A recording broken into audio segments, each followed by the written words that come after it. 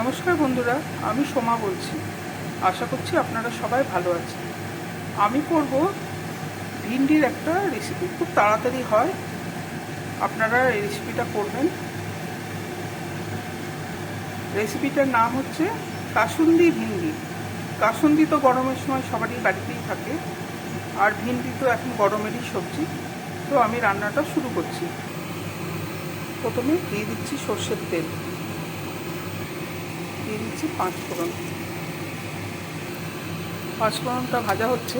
ভিন্ডিটা এরকম লম্বা লম্বা করে কেটে রাখবেন। ভিন্ডিটা এবার দিয়ে দিচ্ছি।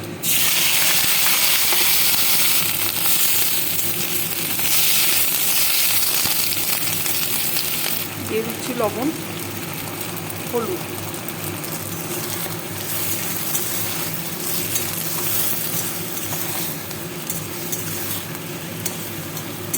এবার একটু ঢাকা দিয়ে ভিন্ডিটা একটু সেদ্ধ হতে দেবো। ঢেঁড়সটা সেদ্ধ হয়ে গেছে। এবার কাসুন্দি দিয়ে দেবো। এই কাসুন্দিটা আমি বাড়িতেই তৈরি করেছি, আম কাসুন্দি। এবার নেড়ে চেড়ে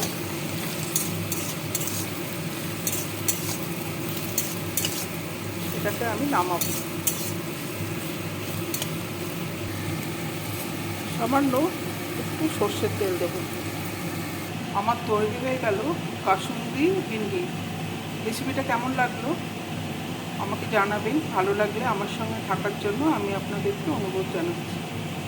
নমস্কার।